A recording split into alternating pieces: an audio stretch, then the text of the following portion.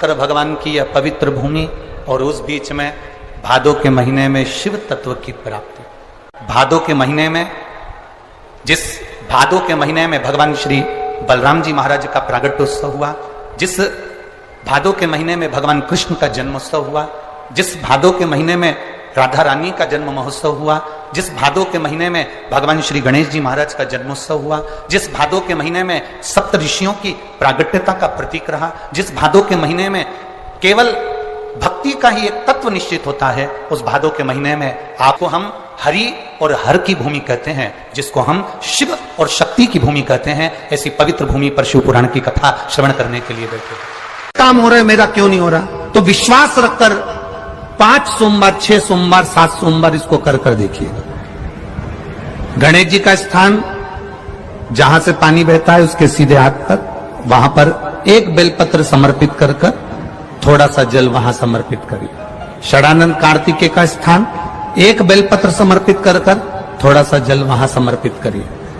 अशोक सुंदरी का स्थान थोड़ा सा जल समर्पित करने से पहले एक बेलपत्र, फिर जल। 3 स्थान। चौथा मां पार्वती जी का हस्त कमल, एक बेलपत्र समर्पित कर जल चारों तरफ चढ़ाने के बाद में 5वां शिवलिंग के ऊपर बेलपत्र समर्पित कर पूर्ण जल शंकर को समर्पित कर देना। ये 5 स्थान का चढ़ा हुआ जल आपके जो काम अटक रहे हैं, जो कार्य में आपको, आप सभी को मालूम होगा बेलपत्र चढ़ाने का एक तरीका होता है। एक बेलपत्र चढ़ाते हैं तो ऐसे ही चढ़ा देते हैं, 2-4 बेलपत्र चढ़ाई ऐसे ही चढ़ा देते हैं। पर यदि 11 बेलपत्र, 21 बेलपत्र, 51 बेलपत्र, 108 बेलपत्र, 108 से भी ज्यादा यदि बेलपत्र हम अगर शंकर को समर्पित कर रहे हैं, तो आखिरी बेलपत्र में हमें या तो चंदन या चावल या लाल चंदन, कुछ भी अबीर गुलाल कुछ भी रखकर मध्य पत्ती पर रखकर भगवान को समर्पित करना पड़ता है अपनी कामना की। नदी को समुद्र ने कहा अगर नदी तो कुछ देना चाहती है तो मुझे हरी हरी घास ला कर दे दे, मुझे दूबा ला कर दे दे, मुझे हरी घास ला कर दे। नदी ने कहा क्या रे समुद्र, मांगा भी तो घास, मांगी भी तो दूबा, मात्र दूबा, हाँ ला दे। नदी ने कहा पिलाई। नदी गई, अपने घाट पर दूबा लगी हुई थी, नदी ने अपने पानी से इतनी तेज लहर ली कि दूबा को तोड़ने लगी। जैसे ही नदी अपने पानी से, अपने जल से दूबा को तोड़ने के लिए पानी का वेग तेज करती है, उसी समय दूबा पानी के आगे झुक जाती है। जैसे झुकती है नदी उसको उखाड़ नहीं पाती है, फिर पानी उस पर गया, दूबा फिर झुक गई, पानी फिर गया, दूबा फिर झुक गई, दूबा घास उखड़ नहीं पाई। पूरी दिन सत्यानाश मिल गया नदी का। आखिरी में समुद्र के पास जाकर कहती है समुद्र मैं दूबा, मैं घास उखाड़ नहीं सकी। समुद्र कहता है हरी नदी तुझमें तो क्या दुनिया में किसी की सामर्थ्यता नहीं है कि जो माता पिता गुरु के आगे झुकने वाले को उखाड़ सके, किसी में दम नहीं है, ये किसी की सामर्थ्यता नहीं है कि झुकने वाले को उखाड़ दे। आप झुकते रहो, प्रणाम करते रहो, नमन करते रहो, साष्टांग करते रहो, आप परमात्मा के आगे झुकते रहो, गुरुजन के आगे झुकते रहो, बड़ों के आगे झुकते रहो। जिंदगी में किसी में दम नहीं है कि आप उखाड़ कर फेंक दे। झुकने की आदत तो डालो, प्रणाम करने की आदत तो डालो। नमन जिसके हम पांव पड़ते हैं, ठीक है, जिसके हम पांव पड़ते हैं वो बड़ा होता है कि जो पांव पड़ रहा है वो बड़ा होता है। बहुत अच्छे से उत्तर देना, सोच विचार कर देना। तुमने खूब कथा सुनी है, दिल से देना। जिसके हम पांव पड़ते हैं, जो झुका है, जिसने प्रणाम करा है, जिसके पांव पड़े जा रहे हैं वो बड़ा नहीं है। बड़ापन उसकी है जिसने नमन किया है, जिसने झुका है, जिसने प्रणाम करा। बड़ापन उसका है, उसकी धैर्यता देखो, उसकी प्रफुल्लता देखो। छोटा है जिसको प्रणाम किया जा रहा था वो तो छोटा है, बहुत छोटा था। इसलिए उसके पास देने के लिए कुछ नहीं था, उसने केवल आशीर्वाद दे दिया, आयुष्मान उठ जा। पर उससे ये तक नहीं बना कि झुकने वाले को गले से लगा लेता, उठा लेता, बैठ मेरे पास, मेरे नजदीक। कागज बदलते हो तिजोरी के अंदर का, तो ईमानदारी से बोलना, तिजोरी को जब साफ करते हो तो नौकर से करवाते हो कि तुम करते हो? अरे बोलो जम के, अच्छे से बोलो। तिजोरी साफ कौन करता है? नौकर के तुम? जिस तिजोरी में धन रखते हो, जिस तिजोरी में तुम लक्ष्मी रखते हो, उस तिजोरी को तुम साफ करते हो। घर का तुम अपने बेटे तक पे विश्वास नहीं करते, बहू पर विश्वास नहीं करते, खुद बुढ़ा पर भी साफ करते हैं, स्वयं साफ करते हो, किसी पर विश्वास नहीं है। तो जब घर की तिजोरी तुम साफ करते हो तो घर के माता पिता भी वो तिजोरी हैं जिसकी सेवा बेटों और बहुओं को करना चाहिए, क्योंकि रखी हुई तिजोरी का माल तो एक दिन समाप्त हो जाएगा, पर बूढ़े माँ बाप का अगर आशीर्वाद मिल गया तो घोड़े के भी दिन फिर जाएंगे और करोड़पति बन जाएगा। करोड़ बड़ी बीमारी भी दिख रही है कि शरीर के अंदर आ गई, थोड़ा दिन दुर्वा को लाइए। क्या लाओगे? जम के बोलो जरा। दुर्वा। दुर्वा देखिए सब लोगों ने, दुर्वा। दुर्वा के नीचे का जो भाग होता है, जब आप दुर्वा तोड़ेंगे तो ऊपर हरा हरापन रहेगा, नीचे थोड़ा थोड़ा हल्का हल्का सा पीलापन रहेगा, सफेदपन रहेगा, रहता है उसमें। दुर्वा को तोड़ते हैं तो जब दुर्वा आप लेकर जाएं, देवादिदेव महादेव की अशोक सुंदरी वाली जो जगह है, उस अशोक सुंदरी वाली जगह पर 7 दुर्वा का बल आप अशोक सुंदरी वाली जगह पर किसी भी सोमवार को समर्पित करें और उस दुर्वा को उठा कर लिया। 7 दुर्वा 7 दिन तक उसको गीले कपड़े के अंदर अच्छी दबा के रख लें और 7 दिन एक दुर्वा प्रतिदिन खाली पेट उसको खाना चबा चबा कर प्रारंभ करिए। और शरीर में अगर कमर में भी दर्द है, घुटने में भी दर्द है और पीठ में कंधे के पास अगर दर्द है, 7 दिन खाकर देखा। ये दुर्वा जो उत्पन्न हुई है, इसमें इतना बल कहां से आ गया?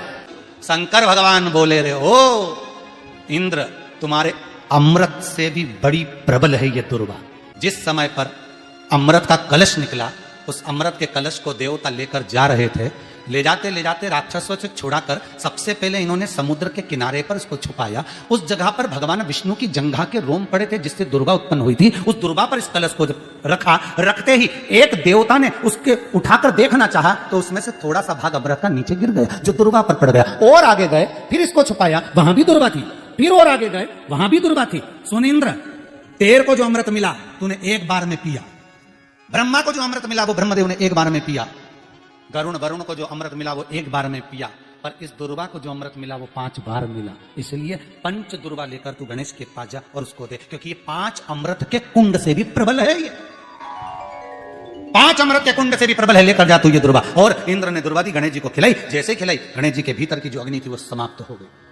अगर कष्ट का जीवन चल रहा हो, तकलीफ की जिंदगी चल रही हो, या तो 5 सोमवार या 7 सोमवार हाथ में दुर्वा, मान लो ये तुमने दुर्वा ले ली, हाथ में दुर्वा, एक बेलपत्र, और उसी हाथ में अपने घर का भरा हुआ 1 लोटा जल। पहले रखना है दुर्वा, फिर रखना है बेलपत्र, उसके बाद में हाथ में 1 लोटा जल, और दोनों हाथों का स्पर्श करते हुए जो अपना पूजन का कक्ष होता है घर के अंदर का, उस पूजन कक्ष की साक्षी में अपने कुल देवता, पितृ देवता और अन्य देवताओं का स्मरण करते हुए, बाबा बहुत दुखी हूँ, बहुत तकलीफ में हूँ, बहुत कष्ट में हूँ, बाबा को अपने मन का भाव कहते हुए, हृदय से प्रार्थना करते हुए अपने घर के मंदिर से निकल कर फिर उस जल को लेकर शिवालय तक जाओ और दक्षिण की ओर खड़े होकर उत्तर की ओर मुख कर जल समर्पित करो। बेलपत्र और दुर्वा दोनों को अशोक सुंदरी वाली जगह पर चढ़ा दो। अशोक सुंदरी की जगह तो सबको मालूम है ना। चढ़ा हुआ थोड़ा सा जल लेकर आओ, घर के दरवाजे पर उसका छींटा दे दो, लेपन कर दो, और बाबा से 5 सोमवार नियम से आप दुर्वा, बेलपत्र और जल का प्रयोग अगर करोगे, 5 सोमवार पूर्ण होंगे, जो तुम्हारा दुख है वो समाप्त जरूर होगा। शिव करना जरूर। में बहुत कर्जा है, इतना भी धन नहीं है कि काशी जाकर सारनाथ भगवान का दर्शन करे। तो शिव महापुराण की कथा कहती है, अगर बन सके तो 5 बेलपत्र, 5 दुर्वा, 5 कनेर का पुष्प, 5 काली तिल हाथ में रखकर सारनाथ भगवान का स्मरण कर कर भगवान शंकर के मंदिर में शिवलिंग पर समर्पित करें, और शिवलिंग पर समर्पित कर कर सारनाथ भगवान का स्मरण कर कर लोटा भरकर जल शिव को समर्पित करें। उसी का थोड़ा सा जल झेल कर लेकर आकर अपने घर व्यापार के ऊपर छिड़कना प्रारंभ करें। धीरे धीरे 3 महीना भी नहीं लगेगा, व्यापार वृद्धि करेगा, कर्जा चुकना प्रारंभ हो जाएगा। 4 गुरु हमारी जिंदगी में हमेशा मिले हैं। पहले नंबर पर माता, दूसरे नंबर पर पिता, तीसरे नंबर पर शिक्षक और चौथे नंबर पर सतगुरु। सारे देवताओं का दर्शन करिएगा, सारे देवताओं के मंदिर जाइएगा, सारे देवताओं का दर्शन करिएगा, सारे देवताओं के मंदिर जाइए, सारे देवताओं का दर्शन करिए, सारे देवताओं के मंदिर जाकर सारे देवताओं का दर्शन कर कर एक बार मेरे देवाधिदेव महादेव का दर्शन करिएगा। सारे देवताओं के दर्शन में और महादेव के दर्शन में एक अंतर सबसे प्रबल मिलेगा। सारे देवताओं के मंदिर में सारे देवता ऊंचे ऊंचे स्थान पर बैठे मिल सकते हैं, पर मेरा महादेव का शिवलिंग जब भी मिलेगा तो जमीन पर ही मिलेगा, पृथ्वी पर ही मिलेगा। माता पार्वती जी भी बैठी हैं तो ऊंचे स्थान पर बैठी हैं, गणेश जी बैठे हैं तो ऊंचे स्थान पर बैठे हैं, षडानंद कार्तिकेय बैठे हैं तो ऊंचे स्थान पर बैठे हैं, भगवान विष्णु बैठे हैं तो ऊंचे स्थान पर बैठे हैं, मेरे राघव जी मेरे राम जी बैठे हैं तो ऊंचे स्थान पर बैठे हैं, दत्त भगवान बैठे हैं ऊंचे स्थान पर बैठे हैं, सारे ग्रह बैठे हैं ऊंचे स्थान पर बैठे हैं, पर केवल एक मेरा देवाधिदेव महादेव, मेरा शंकर, मेरा शिव, मेरा ओघड़दानी, मेरा शिवलिंग, मेरा शंकर एक ऐसा है जो पृथ्वी पर जमीन पर आराम से बैठा है। क्यों? मेरे देवाधिदेव महादेव ने संसार के लोगों को प्रेरणा दी कि ये भूमि पर मैं बैठा हुआ हूं, इसका कारण केवल एक है। ब्रह्मा ब्रह्म लोक में रहते हैं, भगवान विष्णु बैकुंठ लोक में रहते हैं, शिव कहते हैं कि मैं मृत्यु लोक में रहता हूं। और सुनो, जो मृत्यु लोक में रह रहा है, अगर तुम्हारी बहू जो तुम्हारे पास में रह रही है, तुम्हारे ऊपर तकलीफ आई, तुम्हारे ऊपर दुख आया, तुम्हारे ऊपर कष्ट आया, तुमने अपनी एक बहू जो कि नागपुर में रह रही थी, एक बहू जो पूना में रह रही थी, एक बहू जो इंदौर में रह रही थी, तुमने फोन लगाकर उस बहू को अपनी तकलीफ बताई कि मेरी छाती में दर्द हो रहा है, मेरे घुटने में दर्द हो रहा है, तो वो जो बाहर बहू रह रही है वो कहेगी मम्मी डॉक्टर को दिखाने चले जाओ, और जो पास में बहू रह रही है वो तुरंत दौड़ कर आएगी और मल्लम लगाकर जाएगी। कितना भी लड़ाई हो गई हो, कितना भी विवाद हो गया हो, पर तुम्हारे ऊपर अगर तकलीफ आएगी तो जो पास में बहू रह रही है, भले बोलचाल नहीं हो, फिर भी वो आकर खड़ी हो जाती है। उसी तरह ब्रह्मा ब्रह्म लोक में, भगवान बैकुंठ लोक में और मेरा शिव मृत्यु लोक में है। तुम जब बुलाओगे मेरा शंकर उसी समय पर दौड़कर तुम्हारे पास में आकर खड़ा हो जाता है, क्योंकि वो मृत्यु लोक का निवासी है। वो कुछ अच्छा करो, ये मनुष्य का शरीर वापस नहीं मिलना है। 84,93,999 योनियां काटने के बाद 84,00,000वें नंबर की ये योनि मिली है, मनुष्य का शरीर मिला है 84,00,000वें नंबर का।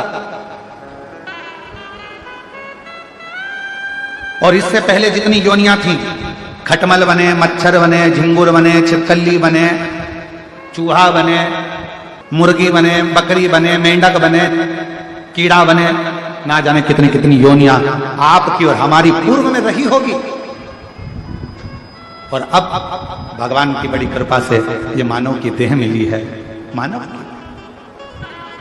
इसको व्यर्थ ना करो, व्यर्थ ना। और मिलती है शिव नाम की दौलत कभी कभी,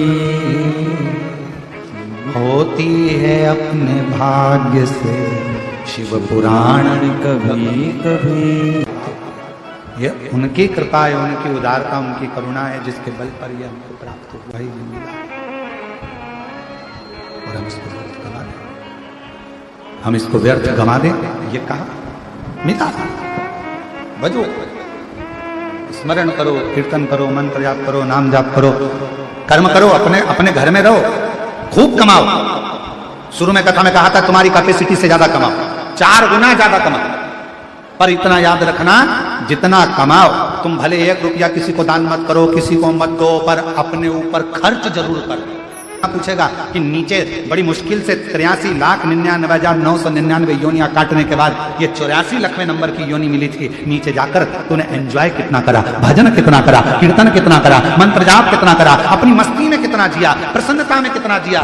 कितनी जिंदगी तूने रो रो के गवा दी। इसने कुछ बोल दिया रोने बैठ गए, उसने कुछ बोल दिया रोने बैठ गए, इसने कुछ कह दिया रोने बैठ गए। मुस्कुरा कर जीना, मुस्कुरा कर। आती बहुत टेंशन की जिंदगी जीता है मनुष्य, व्यापार चल नहीं रहा, बहुत तकलीफ का जीवन चल रहा होता है, तो आज भी नियम है महाराज, आज भी नियम कि सोमवार कटोरी में थोड़ा सा शहद रखकर, मधु रखकर, यदि लक्ष्मी जी का स्मरण किया जाए और माता लक्ष्मी जी का स्मरण कर कर एक लाल पुष्प उस कटोरी के सम्मुख में माता लक्ष्मी का नाम लेकर रखा जाए और बाद में वही शहद, वही मधु और वही पुष्प सोमवार का लक्ष्मी का पूजन कर कर, स्मरण कर कर, दूसरे दिन सोमवार के दिन पूजन करें, लक्ष्मी जी का स्मरण कर कर, और मंगलवार के दिन अगर विसर्जन करें, 5 या 7 सोमवार या शुक्रवार को यदि आप मधु का भोग लक्ष्मी जी को लगाना प्रारंभ कर दें, शिव का नाम स्मरण कर कर, तो उसके घर में कभी संपदा की कमी नहीं होती, लक्ष्मी उस संपदा को बढ़ाती है। और हम तो यहां तक कहेंगे, प्रयास करो, अगर आपके घर में छोटा सा शिवलिंग विराजमान है, आपके घर में अगर छोटा सा शंकर जी का शिवलिंग है, छोटा सा शंकर भगवान का शिवलिंग है, या आपके घर में कुबेरेश्वर धाम का कंकर है, और आपके घर में यदि शंकर भगवान का शिवलिंग है, या सीहोर का रुद्राक्ष हो, या शंकर भगवान का शिवलिंग हो, या कंकर शंकर हो, तो निवेदन है, जहां पर भी शिवलिंग आपके घर में विराजमान है, अगर छोटी सी कटोरी में एक बेलपत्र को आप नीचे रखिए, छोटी सी कटोरी उस बेलपत्र के ऊपर रखकर उसमें थोड़ा सा मधु, शहद, शंकर भगवान की साक्षी में शिव जी के सामने, धीरे संपदा की वृद्धि अपने आप होना प्रारंभ होगा। मधु, देवी भागवत का यह प्रसंग है, छठे स्कंद का 16वां और 17वां अध्याय देवी भागवत का वर्णन करता है। मां लक्ष्मी पृथ्वी पर आ गई, रात्रि को देखा कहीं स्थान नहीं, एक बूढ़ी के स्थान पर, बूढ़ी के दरवाजे पर जाकर विनय करी, शहद मधु पाने को मिला, वर दे दिया, मैं तुझे वर देती हूं, तेरे घर में कभी संपदा की कमी नहीं आई। तूने मुझे मधु दिया है, तूने मुझे शहद दिया। 56 भोग दीपावली के दिन माता लक्ष्मी को लोग लगाते हैं, ढेरों सारा गुजिया, पपड़िया, बर्फी, चक्की, मठरी, खाजे, पपड़िया सब लक्ष्मी जी को भोग लगाते हैं। पर यदि एक पान के पत्ते पर भी एक बूंद अगर शहद का दीपावली के दिन अगर रात्रि को भी लक्ष्मी को भोग लगा दिया जाए तो कभी संपदा कम नहीं। पाप और पुण्य में ये बहुत बड़ा अंतर है। पाप और पुण्य के अंदर पाप अपने आप हो जाएगा, झूठ बोल दिया पाप हो गया, गलत कर्म कर दिया पाप हो गया,